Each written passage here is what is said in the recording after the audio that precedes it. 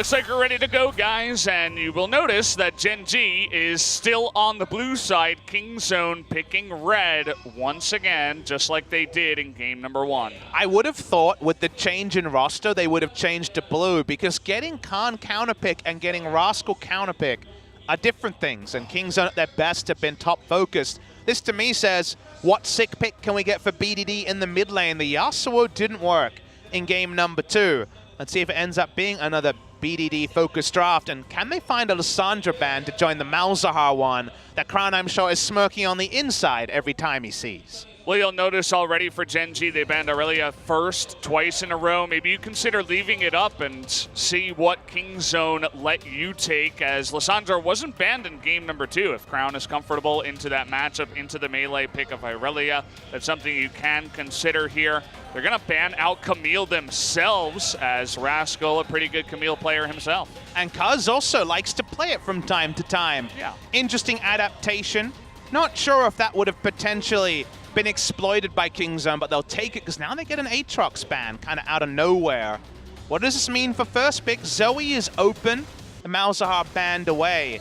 Would Gen G just first pick it to guarantee something safe for Crown, or do you go somewhere else? Right now, the Zoe's being hovered. I think they're going to be happy enough if the Yasuo is rolled back, and it will be a first pick on the Zoe. Well, Crown sitting at 4-0 on the pick. He looks like, again, he was bending space and time at times in that second game. He was looking really, really confident. He wasn't doing the flashy plays and getting the kills, but he was very, very clean. So I like the pick. They are going to give that bottom lane lovers duo over to Kingzone once again. Now, what are they going to pick back? Will it just be similar? Yep. To game number 2 minus Aatrox? Wouldn't be surprised. Varus is supposed to be undone by Rakan, but apparently not ruler Varus. He is another person bending time with some of his plays. And how about Faithful Braum by his side? Varus Braum CC duo means if that grand entrance is short again, you're going to die on the back end for sure if you're Gorilla. This time a different first pick, and they know that it's not going to be the Lissandra, as Zoe has been picked here for Crown. So they're thinking about this one for BDD. The Akali will be locked in the end. Exciting to see. We saw Faker on the Akali get a lead, but not be able to turn it into a game victory after going 3-0. But we'll just see either BDD or I guess Rascal on the pick. Looking at Rascal's solo rank, he has 10 games in the last week of Akali, 7-3. Even though Letme is known as a big tank player, he was playing top lane Akali for RNG. So let's wait and see on the Akali. As the ban's starting to come in, clearly Gen G agree to some degree. They're banning away Galio, a mid laner, despite the Akali being locked in. And, well, we saw one Haru. Lee Sin, we're not going to see 2. I just love the fact that this pick ban can evolve to this state where Haru shows it once and they're like, nope. We're going to press the no button this time around. I think it's an Olaf threaten as well, because that was the choice into the Olaf. So it might just be Olaf for Kuz this time around. Aurelia going to be banned. They have no interest in BDD on this Akali. They're pretty sure it's going to be Rascal.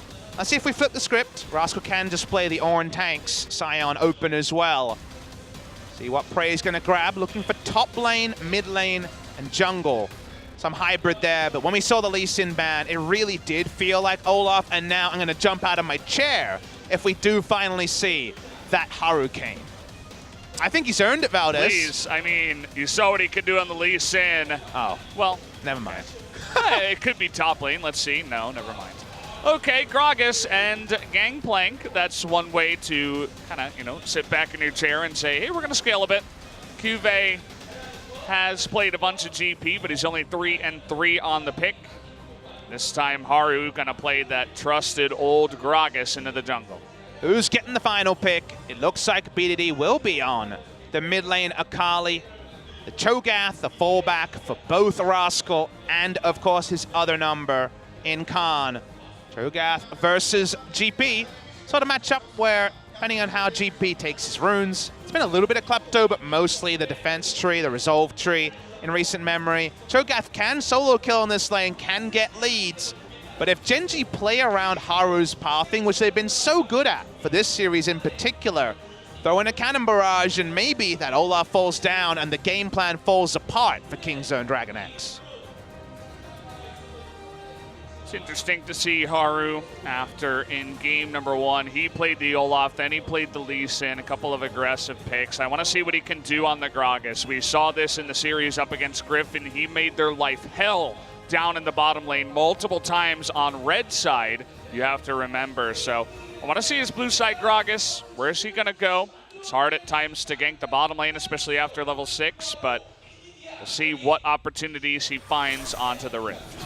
If Xayah Rakan can have a better result, gotta say, Varus got a stronger lane partner, the Shen out and the Braum in. Doesn't make the job any easier, can stop those feathers with the Unbreakable. Can core JJ. But Prey and Gorilla need to show up. They've got 3 teammates that do too. But somewhere has to be a carry for Kingzone. Everyone has been a bit of a passenger so far this series, and that bus is not heading towards Worlds based on the current track. You got to get the reverse sweep. You have to win 3 games in a row against a team that you have a losing record against, but they got to start 1 game at a time here in game number 3. BDD, he's pulling all the stops out. We'll see what he can do on the Akali as we jump into game number 3.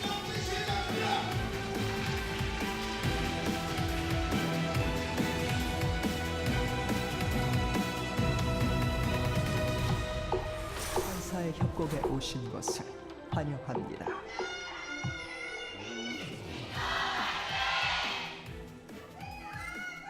미니언 생성까지 30초 남았습니다. Gen.G up against Kingzone. Gen.G just 1 game away from making it into the Korean Worlds. They can already taste the victory, but you can never count out Kingzone. They looked like the worst team in 2 games in a row, but 2 new members, some new life brought into the team. We'll see what they can do here.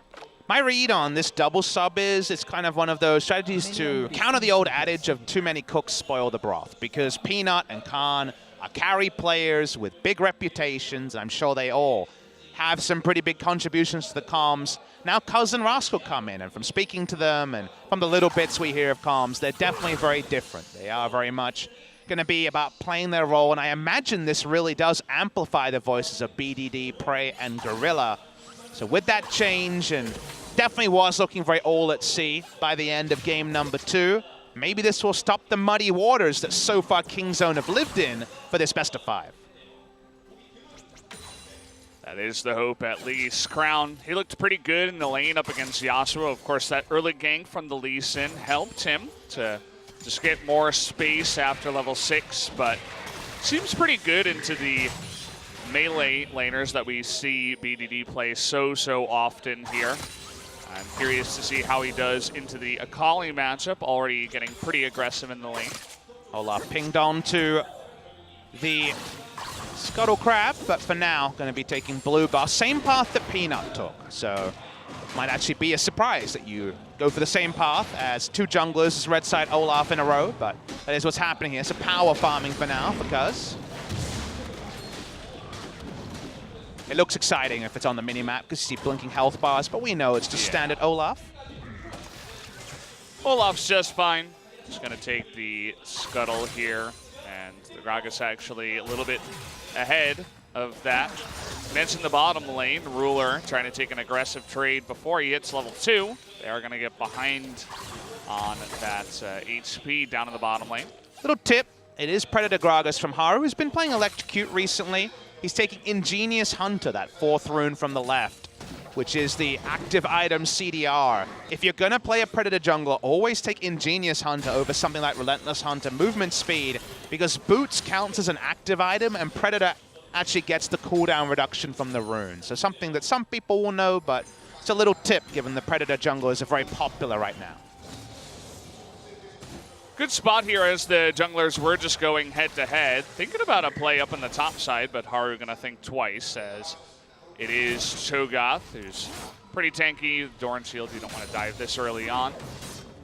But both sides being spotted out here. Cuz and Haru seemingly on the same wavelength right now. So Tree GP just pushing actually here, and I guess given that Olaf was very conspicuously going to spend his whole time full clearing bot side, then going to buy boots, Cho'Gath can't walk up because he knows for sure his jungler's not going to be there. A Where's bot side duo gonna head home together, Oh. but getting pretty aggressive down Did he just use Predator to get back to the jungle? I think he did. Interesting. Gragas' Predator already on cooldown. I was noticing how fast he was. Now, he didn't buy Mobies, and yeah, it was just Predator back in. I think I saw that the last time. Seems to be a pretty common thing. Cuz is going to get more aggressive in the lane, but that's not going to work. Drogat's not Maokai when it comes to gank assists, so with that reality, it's going to be a waste of Predator. Nice and fast, puts down some wards, getting some advanced vision. No early Infernal. Solo comes down from Cuz on the Olaf, like we saw, one of the bright moments for Kingzone in game number 2. Haru's going to be in vision, though, so at least for now, the vision advantage goes the way of Kingzone. I like how he had, you know, the 2 wards here on the left side, but he was pinging it before the Gragas even got there. That's how well Cuz has an idea of exactly where this Gragas is, even before he shows himself on the wards. Worth noting that he, of course, was watching the Game 1 and Game 2 with full vision and his coaches as he got subbed in for Game number 3. That is the advantage that subbing in a jungler can have. We'll see how Cuz looks. Kind of hard to talk about Cuz as a player. We saw quite a lot of him at MSI after not playing in the regular season in spring, and a bit of him in summer. To me, always struggled on Engage. He's not a great Engage player. If he was the only Engage on the team, I think Kingzone really struggled. I guess Longzhu Gaming we're talking about now really struggled, but early pathing and even coming in clutch in hard games, I think Cuz was very reliable, and he's on the Olaf, so Engage's not really something he's being tasked with. Just going to hope for someone else to go in, Gorilla or Rascal. Really, Gorilla, another game where the pressure's going to be on him to make the big plays onto the squishy guys like Varus specifically. But again, we saw the way that went in game number 2, which was not very good for the Gragas. Ruler seems to have his number in a big way, so doesn't feel good if you think about that for the side of Kingzone. If you're joining us at Spo TV for the first time in a while, the visual lag is on our end, the spectator lag we're seeing. Of course, everyone's triggered right now with all the technical problems around the world, and not to say we won't have any of those and have to launch into a Papa's Mad Life podcast, but the short jerks of animation are just because of small visual lag that's purely on our side. The players aren't being impeded. Yeah. I mean, if we were getting little spouts of lag like that in the actual game, there would definitely be a pause, as the players don't want to have to play with that. You have to make frame-perfect decisions and plays, and if the lag comes at the wrong time, that's really going to mess up your play. Oh, yeah, you pause first in every way, and sometimes it looks a bit silly, like the Malzahar ult with Perk's situation yesterday, but always pause. It's unfortunate. Feels a bit like rain delay in some sports, but at the end of the day, we just want to see the best team win, and right now it's been very much Gen G. And we just don't have enough data points to know if Cuz and Rascal can right the ship, because the 3 remaining members have also had their down moments in the first 2 games. It's an interesting little moment there where Haru was waiting in the brush with Predator ready to go and flash, but he wasn't spotted. He thought perhaps there would have been a ward brush where CordZJ is standing, but in fact there was not at that moment. Decided not to take the chance just in case, you know, Cuz is waiting for him and gets on top of him. Speaking of which, Cuz is level 6, so that definitely can happen the next time around, rather. Kingzone's win condition to me is farming out in the mid lane, and then who's going to side lane against Akali? Because no Akali nerfs were way back, we're 8:15, release Akali. And Akali in a side lane sees GP or Zoe and says thank you very much and picks up a kill from Fall. Doesn't have Ignite, so maybe needs a speck of damage on them, but side lanes should be patrolled by the Akali. We'll see the build here, if we will see a squishy build from Cuvée. We've seen that pretty reliably, actually. When Cuvée played the GP earlier in the gauntlet, it was going into Yomu's second and not the Sterix to try to answer an Akali. So far, Akali going CS for CS might be the best way for Kingzone to hit the mid-game running. And right now, Cuvée having a fun time as well. He's farming up on the gangplank. He did have to take that grasp, the resolve tree, as you were mentioning before, but either way, still getting that gold ahead. And another take on the Drake, actually, by the Olaf of Kingzone. This time it is Cuz that's able to take that one. Haru actually getting a little bit behind in the jungle at the current moment. Hasn't been able to find any ganks or plays just yet. BD close to level 9, which is when the 5-point strike, the Q, actually has the ability to push a little bit more reliably. Now, there's some ability to use the Twilight Shroud against Zoe, but these AoE champions have a much easier time when it comes to punishing. You know the last location, the CC duration's pretty long, so still getting pretty good trades in as Crown. He's feeling pretty good about that. There's a lot of life steal and spell vamp on the side of BDD that allows him to stay in the lane for a long time. Obviously, Crown going with a very common build, the Merc Treads first, which means that he's not doing a ton of damage. And in the end, that lane should go pretty even. Nothing really should happen in particular. What about this, though? Gorilla, he's only level 5. Do they have the damage? Yes, they do. First blood down in the bottom side. Gorilla not able to use his flash or anything to get out of that. Haru even gets to celebrate, throws a party cask after the kill's already in, just to celebrate. Have some beer, everyone, he says. As once again, Ruler is deadly accurate on the Chains of Corruption, and we know how squishy Rakan is. This is pre-latest Rakan nerf, but no change in squishiness. Gorilla dies instantly. Might have considered going Cleanse or Unsealed Spellbook to get a Cleanse. He didn't, and his life was fleeting. Max range there coming out of the Chains of Corruption, and yeah, it was a party cast. They had enough CC to take him down before he could hop away for an entrance away. So, Ooh. Pretty unfortunate for Gorilla. He's still actually level 5 down on the bottom side. Crown will return to mid lane. Already, wards available for Core JJ. Already popped his quest in the mid lane. Note Haru's here, doesn't have cask still. Not going to consider going in on Cuz, as finally Gorilla makes his way up from the bottom side. Core JJ getting there first. And see no change in game state. Cuz and Rascal in. Rascal playing very, very safe and building safe too. He's actually going Sunfire Cape against GP. There's some matchups where Sunfire Cape's the right way to go. I don't like it against GP because I feel like Righteous Glory gets you the same sort of stats and also has kill pressure. Can just use the Righteous Glory to get in Vorpal Spike's range for the second or third round and get a feast kill. Sunfire Cape is just purely about push, so it's something he's felt relegated into. No attention topside. Could have gone for an early gank to blow the flash and get maybe a Rift Herald early in the game, as unfortunately the visual lag is becoming a little bit more commonplace on our end. But we can only talk about what is happening. Rascal close to a Sunfire Cape, and Genji close to, once again, putting Zoe and Varus together in the same lane and saying, you might want to split push with Akali, but can you do it fast enough before we take big objectives around the map? Ruler trying to prove that he can make any support or bottom lane duo look silly on the Varus. So far, though, outside of having good survivability, he's a little bit down in CS, but trying to get that play once again. Do they have the CC? This time the flash is in, and now actually Ruler is going to have to flash away from that one, but the damage goes down onto Gorilla anyway. Ruler still on the run, trying to get that stun, but it's not going to be enough. He dodges the red buff, finally gets him on the backside, but this fight is going to go heavily in the way of Genji as the TP comes in down to the bottom side first from the side of Cuvée. 3 for 1 down in the bottom lane to Genji. And Genji is so much more assertive with things like teleport. Rascal never really gets into the fight after coming in. He's on full health, but can't leverage what is a huge health bar.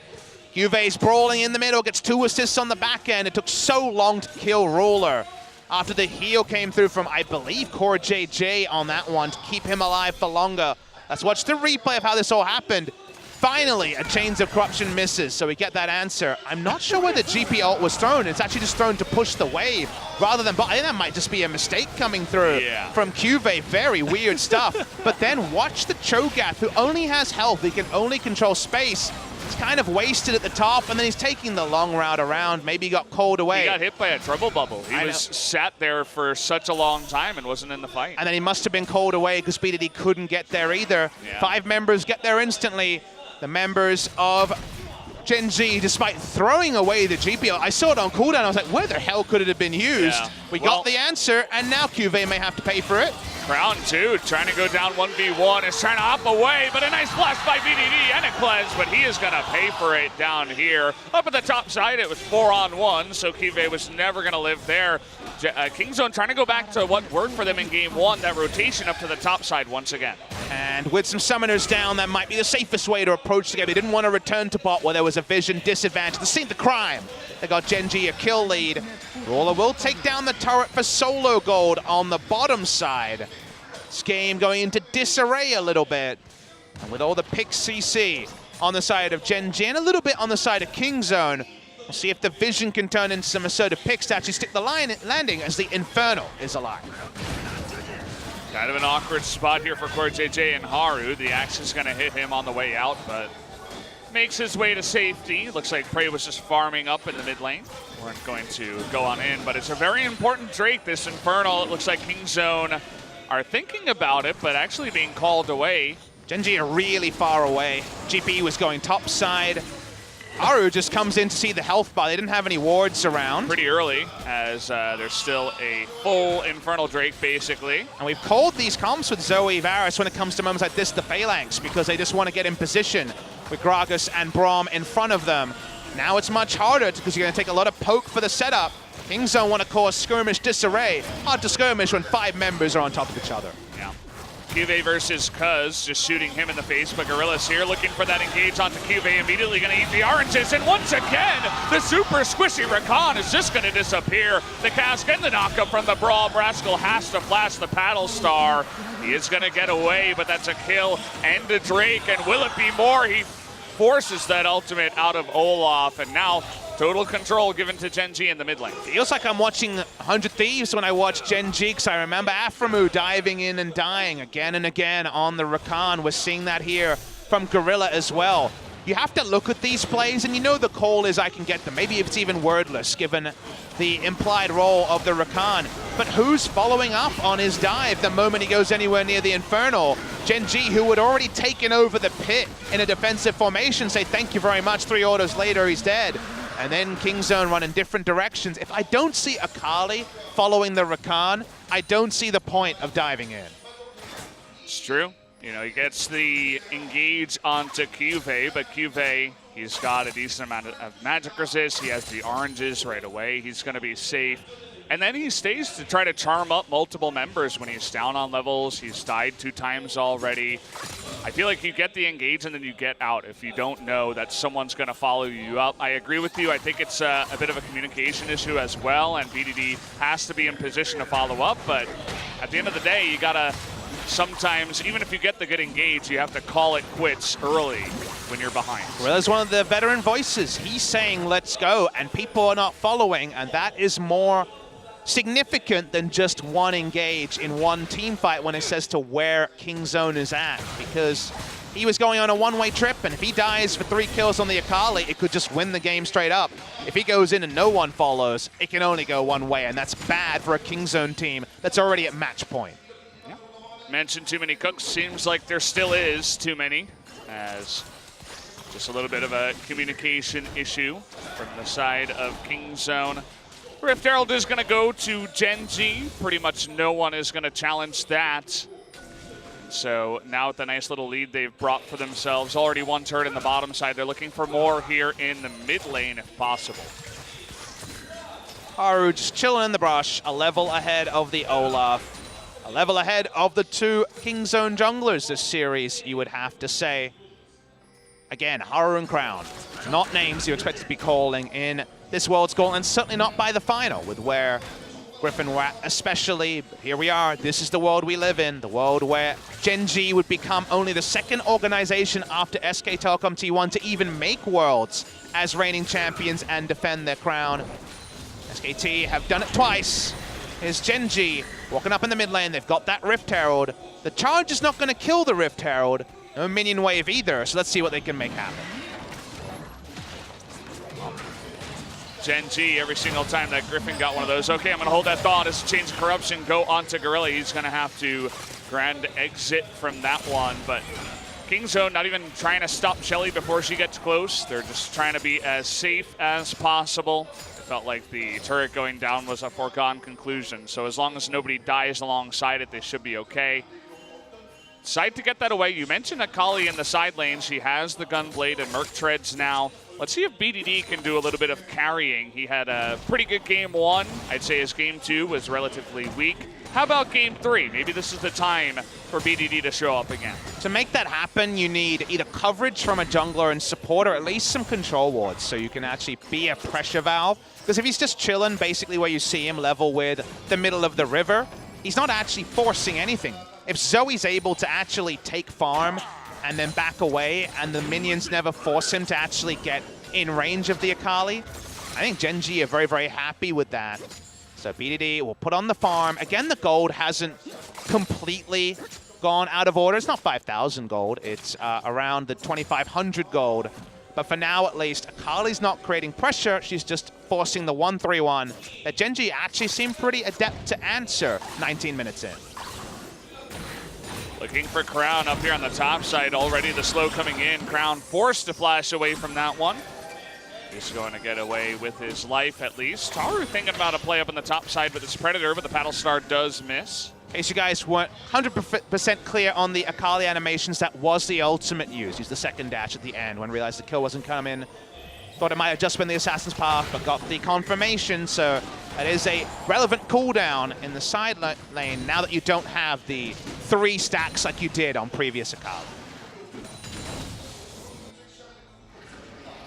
They got their sights set up on this last outer turret. Do Gen G setting up 4 members there. Kive ready with the Cannon Barrage and TP if necessary.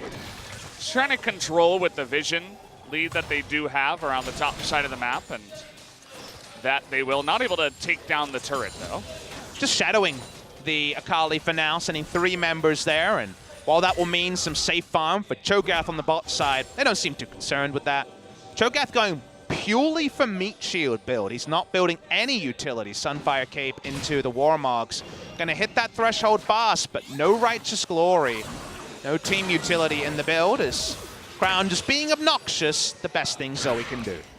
Seemed like he accidentally threw the trouble bubble after hopping back. Wanted to throw that right away, but either way, still that target acquisition. Super scary from the side of this team. Chains of Corruption. Just gonna say hello to Prey, who does have his Nikes on tonight. Extra thrown in just so Carly can't press all her buttons and kill Ruler instantly. Need to take any safety options you can. He's running teleport as well, so has no selfish defensive summoner. Needs Core JJ to help out. I imagine Core JJ and Ruler will be never parted till death in this particular game, given the setup. Kingzone going back to the Drake. Let's see if they can actually stop Gen G getting in formation like they did last time. And in fact, Gen G for now saying, don't really care about a Mountain Drake. They're giving it up. They're going to give it up, and the question is, what are they getting in trade? It looks like perhaps position on that top tower. I feel like the Mountain Drake at this point, when you're ahead, give that away, get more pressure up in the top side, as well as some more gold. And Baron Vision is going to be pretty nice for the side of Gen G. Going to get Baron control and a top lane out of turret, so happy enough with that one. Need a lot more time with a GP comp to actually get in position, because they don't want GP to not be there for the fight. You're deathly afraid of Akali getting a few setups and getting a couple of kills, so safety first, the Gen G way. They turn back, they try to square up the game, and unless Akali can actually separate the members, Gen G will feel that in a 5v5, there's very little Kingzone can do to outplay them. Kive silently in the side lanes is beginning to pick up some items here, going quite aggressive. Trinity Force into the Youmuu's Ghostblade. No Sterix just yet. I'm sure he'll eventually pick up something a little bit more defensive. Quite a lot of burst on the side of Kingzone with the Feast and he's just saying Akali. His build is definitely, I'm just not going to be in the same lane as Akali then. I'm just going to wave clear and get out, or we're going to set it up so that Akali's in a different lane. People have been skimping on the Sterix recently, and that means higher damage, so I'm always ready for that. Speaking of higher damage, enjoy that one. The way this is going, Gen G and Crown just say, we can stall it out, wait until we get a couple of pokes with Zoe, and they have a lot of vision control. If they can clear out what Kingzone just put down, Crown can continue to terrorize Kingzone. And when you have real threats in top and mid lane, you can afford to go Ruler style. And we saw this from Ruler in the Awesome Dude meta. If you guys didn't watch regular season, Ruler was the only player to never play who we call an awesome dude. By that we mean mages and Yasuo and other champions in the bot lane. He was purely on marksman duty, and there were many games when the power level was a little bit higher of those options where he had to go more early, other defensive options before he could actually build true damage. Feels really bad not to have Rageblade play the Ruin King at 25 minutes as a lethal tempo Varus, but safety first, they're saying, even in the worst case scenario, you're not going to get in, kill Ruler, and get out. It's going to take a lot more time for Akali and friends. I mean, he's banking on the idea that you mentioned Akali and friends. If he does get engaged on, he needs to have some sort of survivability and not just get one shot in that type of engage. Akali can be pretty scary like that, so I don't blame him for it. BDD still working on that Morellonomicon. Should be pretty close to that. It's only 650 to finish up that item from where he's at. So once he gets that, definitely has that burst potential on some of the squishies. Kingzone now with the 1-3-1 wavering, us saying there's one way we can force this game. We could try starting a Baron. They have the Baron secure of a Cho'Gath. This Cuz going to take a lot of free damage here. Okay, cool, JJ. All right. We'll call that a Is that a new strategy? Party fissure. Haven't really seen that one in recent times. Maybe Gen G trying to be ahead of the meta. Everything going wide. I suppose they're distracting Kingzone as they lose a bottom inner turret. And it worked as Kyve did his job. Level 15 Gangplank, having fun down in that bottom lane, just stacking the gold. We're not going to call that a 200 IQ fissure. It definitely was. It was a straight up mistake. No false positives over here on the Spo TV stream. Kingzone is saying we could take a Baron and turn from it. Rakan would find it much more predictable, and the Cho'Gath can feast, but... Ooh, BDD able to get away from that one. Follows the Shuriken, but there's the Cannon Barrage trying to force him away. They're looking now at Cuz up on the top side. He is able to Predator his way out of the way. Just be fine, but still a lot of damage eaten here by Kingzone, and Gen G really looking to get aggressive in their jungle. And they're being very safe with their ultimates, though. There was a lot of respect shown for the Twilight Shroud, and now some very important cooldowns are unavailable. Rascal, and take an age, take down this turret. We'll get there eventually. But Gen G have been a bit spooked by these fights. I think they should be very confident. They are kills, gold, and of course 2 games ahead. But they want to close it out. They want to get to those dinner reservations. And for now, Kingzone back away. And they do get the turret after all. Yeah, the barrel a little bit late there. Just a split second from saving that one. Would have been nice to keep that gold up on the Rift, but it's okay.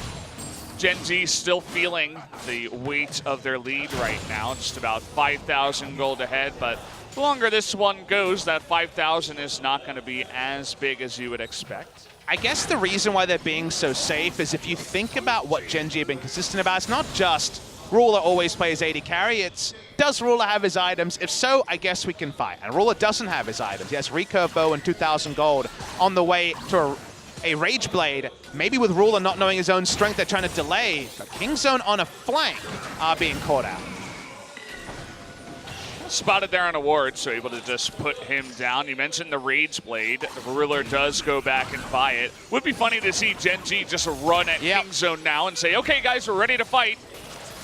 They don't run at the enemy that well, but they put down control wards, and if you face check, you die real fast. So, knowing their own power level now, and with Ruler actually being able to confidently say, I'm not going to die instantly, I have flash up, and I know my damage output.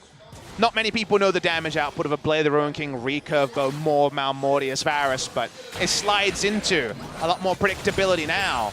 Now's the time where hopefully Gen G can use their playmaking assertively, because they definitely didn't seem interested in fighting before. What's going to be on the cards here for Gen G? They're looking at a Cloud Drake for now. There's absolutely no vision control over here for Kingzone. I think they'd be pretty happy to just give this one away. You're not really trying to fight over that one. They're going to, stand on their grave over at the Baron. Not really concerned about this Drake, so going to group up in the mid lane for now. Kingzone actually don't seem too scared of fighting as well. Late to mention it.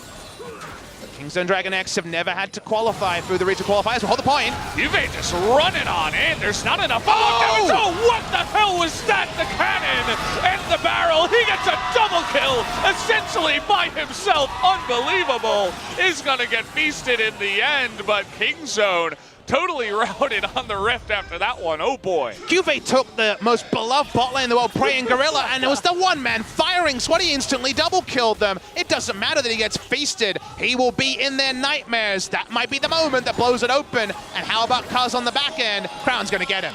Definitely a mistake there. Crown just hunting him in the jungle, able to get 4 kills in total, as well as the Baron. I don't know, guys, this isn't the script that I read before the game. I thought this was going to be a lot more close of a series, but Gen Z are saying we are the team that deserves to be at Worlds. That regional gauntlet buff, he already had the Stormrazor 3 item. He's sitting in a control wall. You don't think about the gangplank dive in the back line. Watch the second, but the first bit of damage is whatever. The second barrel almost kills Prey, and then he's down. How about a shot to the heart for Gorilla? Backline's down. I don't really know why he tried to shoot the giant Cho'Gath faced up, but it didn't matter at that point. He was just feeling frisky, like you say. And then Zoe can afford to go hunting because they'd done all the hard work. And adding on after the Blast Plant Vision, Cuz got greedy for the Krugs, and the Krugs takes him to the Death Chamber. You know, Cuvée in the regular season here in summer, I was definitely one of the first people that was like, oh, what happened to this guy? Why is he not that great anymore? I thought he was like this huge top laner. We get to the gauntlet and I'm like, oh yeah, he's actually just a god. As I love how he sees Gorilla come over the wall and he's like, whatever, you don't do anything to me. I'll just shoot Prey in the face and then I'll take both of you down. Here's an interesting trivia question for you and also for the chat. Has any member of the 2016 Rocks Tigers ever made it to Worlds in the Gauntlet? Have a think about that one as this siege will continue. Rocks Tigers never had to go into the Gauntlet. Yeah. So think about it. The actual truth is the only player to ever make it to Worlds via the Gauntlet was, in fact, in 2014 Gorilla on Najin White Shield. Oh. Smeb didn't make it last year, as we well know. Kuro didn't make it last year. They both failed in the Gauntlet, Samsung 2 years in a row. Now we're seeing Gen G try to lock them out. Kingzone as a squad have never had to play in the Gauntlet, neither did Rocks. They always came first or second. Seems like they're not going to make it through the Gauntlet today either. This is definitely one way not to make it through the Gauntlet too. You're up at the front, you're ahead of Griffin, the new big rookie team. Gen G are kind of outside chances. Everybody's saying, oh, it's probably going to be Griffin. They get taken out by Gen G. Kingzone seems like an even battle, and then they're getting 0-3. They're getting stomped here in the following play, in the following best of 5. So not the best look. Looking like we're going to have those Gauntlet Overlords.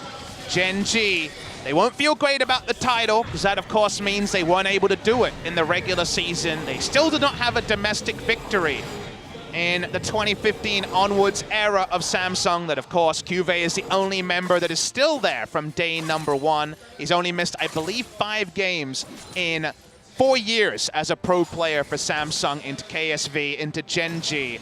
But when it does come to the regional goal, and when it comes to Worlds, the lack of domestic performance has never counted against Samsung Galaxy. Their record is Worlds runners-up into World Champions, about as good as you could ever ask. I think it's about time that people get on the Gen G hype train. You know, everybody big fans of some of the other teams here, but for me, I mean, you look at Cuvée, he's becoming a star player. Ruler, definitely top 580 carry at this point, I'd say. Crown now actually seems to be in shape. He's not only playing Malzahar, I mean, he's playing Zoe and Lissandra, for Christ's sake. So, see what happens in this fight, though. Cuvée, he's still pretty strong. He has a Maw at Malmortius, by the way, now. 4 items on top of this Gangplank after the Stormrazor. Feel a lot of free damage. So Core JJ just used his ult there to disengage. That one I can get behind Core JJ. No parties there. Walking up to this turret. Remember, 2 inhibitors are down, so Kingzone can't stay here that long. Olaf, Cuz trying to come from behind, and then he remembers that Crown is actually still very scary on the Zoe. Can't exactly go head-to-head, especially with the exhaust that he picked up. They're just waiting. You know, this is the Gen G way. The lanes are pushing. They're not going to dive any turrets. No reason to at this point. Gen G can already feel like they've made it to Worlds. I'm sure that's the energy they're getting in the team booth right now. Amazingly clutch when it mattered, and again, the lack of domestic fans is probably because they've never actually done it on domestic soil. If they win Worlds on domestic soil, maybe that'll count and get them the fan base they're looking for. Kingzone right now all at sea. 13,000, 12,000 gold behind. Feels like Gen G gonna end this business and put Kingzone out of their misery. You know, we were waiting. I was very excited to see what did Kingzone have prepared. And, well, this is not what I was expecting. As Crown doesn't even hit the paddle star, but Prey loses all of his health anyway. Chains of Corruption used to just push them out of the way, and there's not much that Kingzone can do at all. The third inhibitor is going to go down as Gen G. They can taste that Worlds on their tongues right now. Pushing up here, waiting for the minions. One person dies, the game ends anyway. Rascal's big, but what can he do? Doesn't seem like much. Yeah, just a Cho'Gath at this point, and there's the engage. Finally a good one as Crown is gonna Zhonya's at the end of it. It is Cuvee doing that damage. BDD, though, able to take him out in the back line, but look at Ruler, so much space.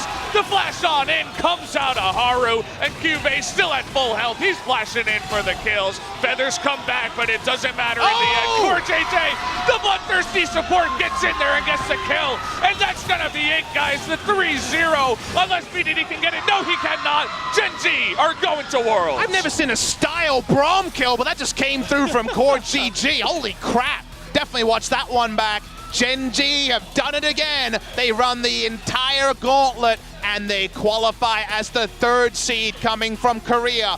We only have one returning team. It seemed like the least likely was that the world champions will be the one returning, but they will. Congratulations to Gen G. It's with Crown, it's with Haru, but it's a squad that will go forward to Worlds. How will it be decided? Who will be the 6-man active roster? We're not to know today, but there's all smiles for Kevin Chu's men. The big investment to keep Samsung Galaxy together. Seemed like this lineup was primed to be disseminated and go in different directions. Kevin Chu came in, they became Gen G, and now they're going back to Worlds. But on the other side, Kingzone DragonX, the favorites, the spring champions, will not go to Worlds for the first time since 2012. That was the first ever season of champions where Azubu Blaze did not qualify for Worlds. Very different format way back then. In this case, 6 years and a bit later, Kingzone DragonX unfortunately have to live with the fact that people will remember this roster that may never play another competitive game as chokers. It is harsh on a team that looked on a different level in spring season, but sadly for all their veteran status and all of their quality, they have nothing to show from the great majority of 2018.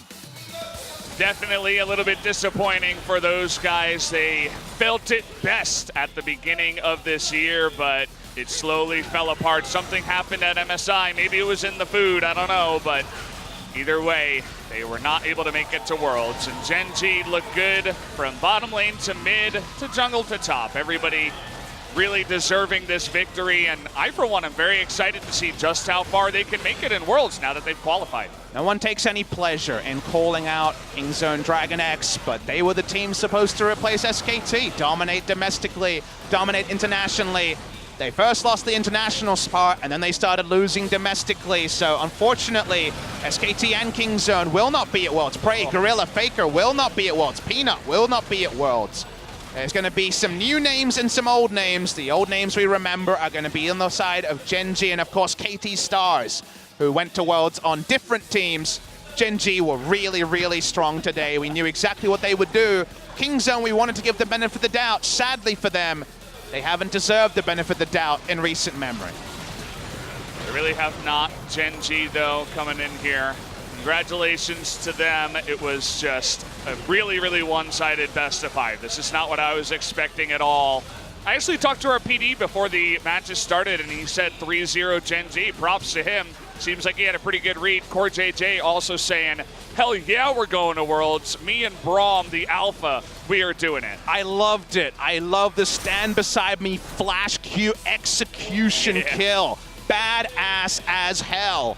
And Gen G, they're on a very impressive run of form. They'll still be counted out. No one will have them, top 1, top 2, top 3 favorite at Worlds, you think. They're going to be a bit of a ranked outsider.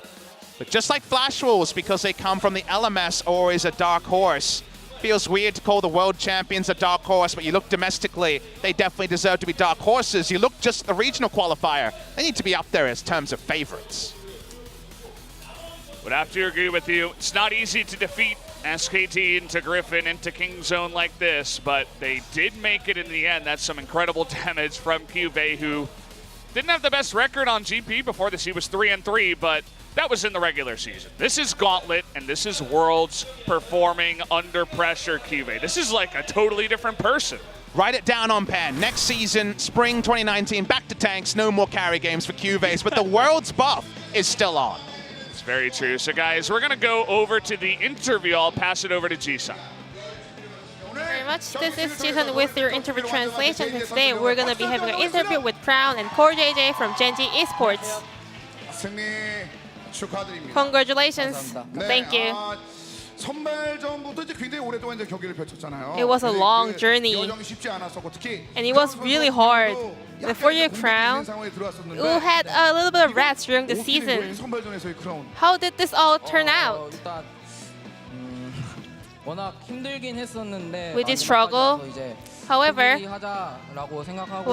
I actually thought at some moment I was like, let's just give up.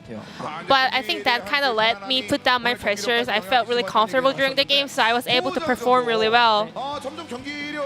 Moving on to Core JJ, I think you guys are performing so great. During the regional qualifiers, I think our teamwork became more solid. I think all the 5 players were doing so well. At Worlds, I think we'll be able to expect more from ourselves.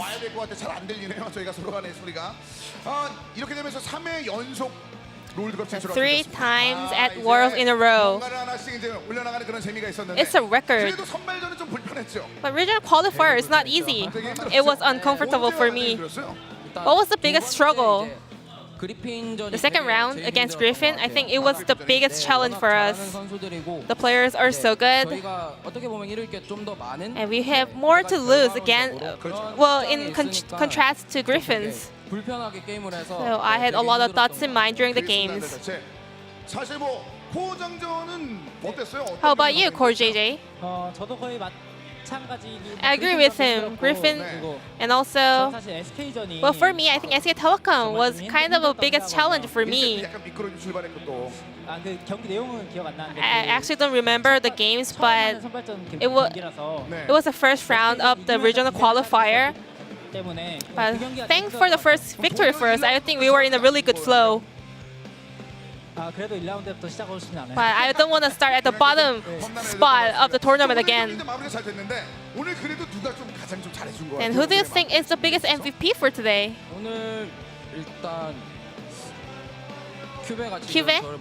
QV gives me the eyes right now in front of me. I think, well, I disagree. I think Haru did the best. Haru was the MVP for today. And let's bring up Haru to the stage.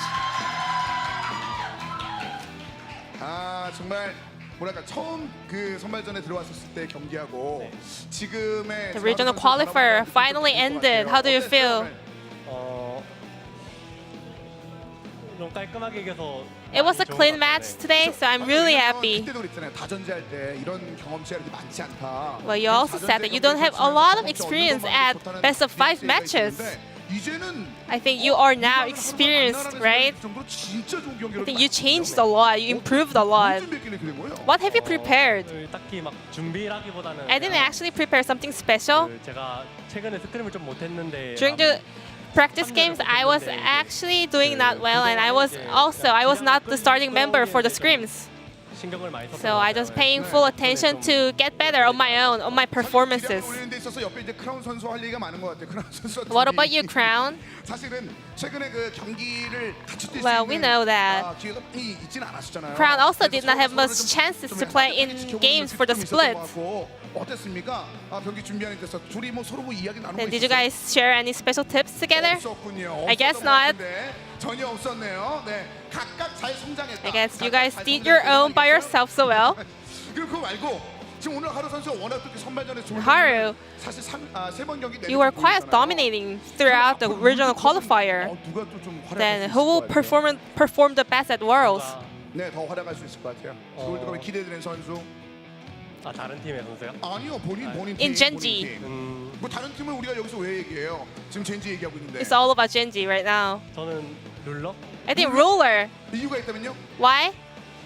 좀 오늘 하는 거 보면 좀 더 침착해진 것 같아요. Ruler became a little bit more patient. It's very solid now. Then let's bring up Ruler here. 점점점 한 명씩 늘어나고 있어요. 룰러. It's getting crowded. 안녕하세요. 눈물 이후에 수많은 여성 팬들의 마음을 After your 잠재우기에 tears, you have so many girl fans out here. 전 그런 장면이 있었는데 그 이후는 진짜 성장했구나라는 얘기가 있었고 I think you have improved a lot. 오늘은 막 락한 들어오는데 분명히 부패 사슬이 경직이 Well, your 있는데 ultimate to Rakan. 어떻게 그걸 다 끝내는 거예요? 뭐지 You were staying very intact and you were very safe in the back line. 유저라면은 되게 끊기가 은근히 Well, if you played Varus a lot, it's actually easy. 그래요? 그랬군요. 근데 이게 생각만 하면은 좀 할만하다 생각합니다. Well, I think that was not a difficult task for me.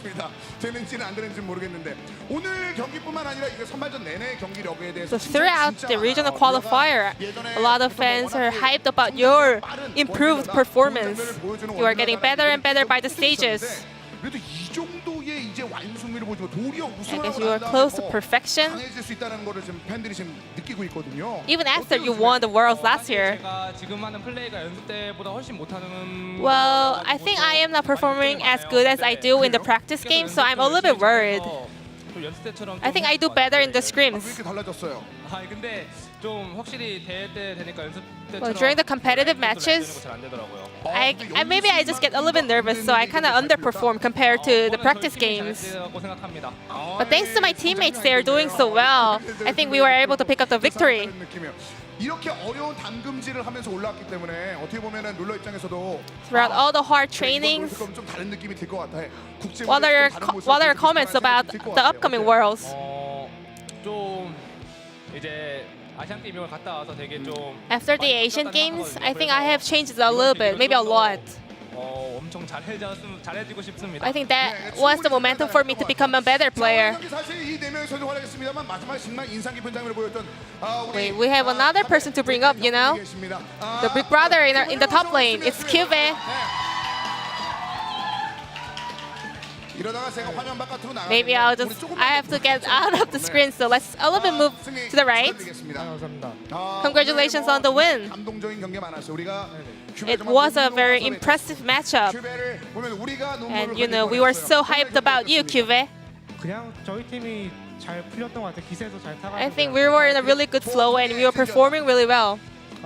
보통보다 조금 더 잘한. It was a little bit better than normal Genji. 오늘 뭐 마지막에 그 갱플랜트가 선택이 되면서 젠지가 The GP for game 3. 경기 중에서도 인상 깊은 장면을 보였던 그 I think 경기. you made a lot of super plays. 어땠어요? 그 마지막 세트. How was game 3? 조합하고 나서 오늘 우리 How was the team comp? 3대0 가겠는데 이런 느낌이 좀 Did you feel like it's gonna be 3-0? 저희가 중반까지만 아무런 일 없이 간다면. Well, all about the draft. After the mid and late games, we knew that we were gonna win all the team fights. So after 20 minutes, I was feeling really comfortable. Was there any struggles during the games? I don't remember any. 사실 얘기했던 것처럼 그리핀 경기도 어려웠다는 얘기를 했었고. But other players mentioned the Griffin matchup and SK Telecom matchup was a big struggle. What about you, Cube? 저희가 뱀픽하는 과정에서 좀 여러 가지 좀 많이 고민이 있다 보니까. We had a lot of thoughts for the pick and bans during the previous stages. But I think today it was a little bit easier. And there were Fnatic players supporting you guys, especially Soaz. He didn't mention you as a top player. 큐베가 왜 안 나오지? 난 이렇게 지켜보고 있었는데 이게 지금 좀 안 나오더라고요. 롤드컵 큐베인데.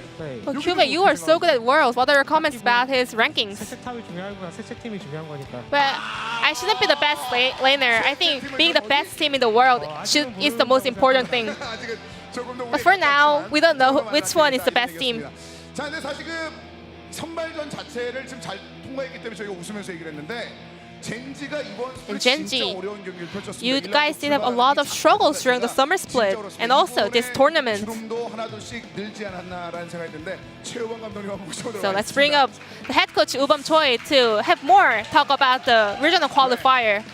정말 그 가장 그 섬세한 감독님 중에 한 분으로 꼽히는 분이거든요. 음식부터 He is the most sophisticated team coach in Korea. So 좀 불안하다는 표정을 제가 느꼈어요. I felt like you were a little bit feeling nervous before going into games. 가장 불안했던 거는 SK전이 좀 개인적으로 Well, I was really nervous for the SK Telecom matchup. 좀 미끄러지는 경향이 Especially, we had a lot of defeat against SK Telecom. However, after taking them down, I was feeling really confident. 오늘 뭐 전반적으로 사실상 선수들이 연이어서 경기를 펼치다 보니까 It was a long journey for the players. 있었는데 그분은 좀 잘 풀렸나요? Players could have been stressed out, right? 최대한 같은 시간에 이동하고 So we try to make sure to 같은 거 먹고 move at the same time, go to bed at the same time, have the same meal all the time, so we can really synchronize together.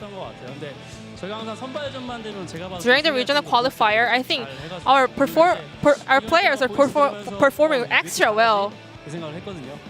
이 기세로만 하면 If they remain this performance, I think they will do well at Worlds. 컵만 가면 막 충분히 젠지가 가지고 있는 그 저력들을 좀 많이 보여줬어요. As always, I can say Gen.G will do well at Worlds. 때보다도 이번에 젠지의 느낌들은 한층 더 강한 느낌을 And compared to last year, I think Gen.G seem a lot more stronger. 전반적인 그 LCK의 그 집중이 LCK 바깥으로 좀 쏠리는 경향도 좀 You 있어요. know, I think LCK is letting LPL take the first place currently. It's time to give a payback, right? 이번에 이제 아시안 게임에서 또 중국한테 지고서 Last time we got defeated by China, so there were a lot of things to learn from them. So we're gonna make sure to take them down this time.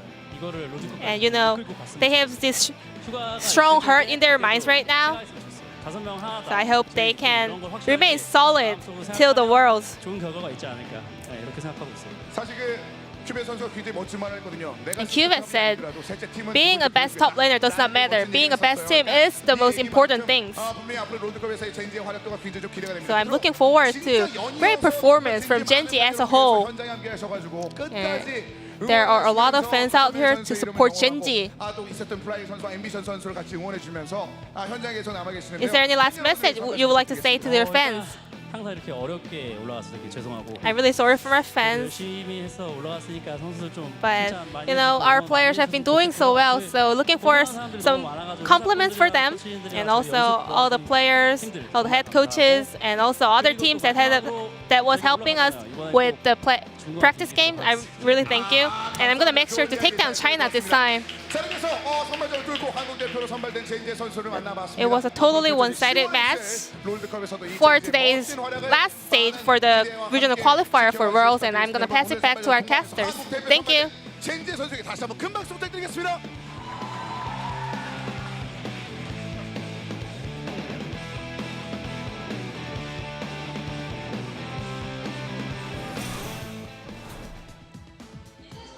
Thank you, Ji-Sun, for the translation. It was a very, very quick day today, guys. 38, 32, 35 minutes. Gen.G, the regional gauntlet champions 3 times in a row, and they are going to be making it to Worlds, try to get that championship for a 2nd time in a row. And they've been looking very impressive today for sure, Valda. It's not all about today. They definitely toiled against SK Telecom, T1, and Griffin, but today seems like there were 3 teams that could potentially take down Kingzone. The form they showed today, they looked battered, they looked weathered, they looked under the weather in some ways. And now they are down and out, and who knows if we will see those 5 players or even the full squad play together again. You have to think there are going to be some changes either on the coaching or the player side for Kingzone, the beloved players right now. Looked shook by the end, and now we do have the defending champions back at Worlds, which is a fun narrative to enjoy. Afrika and KT, a lot of well-known players, a lot of Worlds experience, but they are orgs that are finding themselves at the World stage for the first time for the Afrika Freaks, and for KT, it's been a long while since 2015.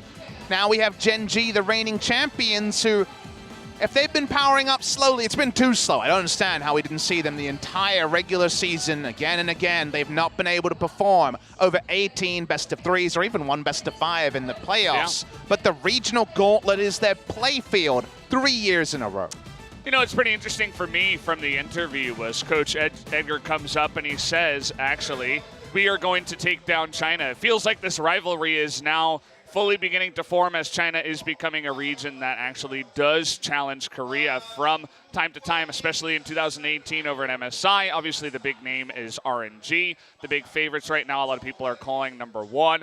That's another big question for me. Can any of these Korean teams or any of the other teams in Worlds take down RNG and the rest of the other Chinese teams as they get stronger as a region? Based on Asia games, your first thought might be that Ruler and Core JJ will struggle against Uzi, and I think that's something that can't happen. If the form changes, if they're able to level up through Worlds and other scrims, that's, I think, the thing that's the biggest problem. That was the on-fire area, I think, specifically in Asia games. But that's a different thing. The communication's different. The pathing of the junglers are different. It isn't what they're used to on the side of Gen G.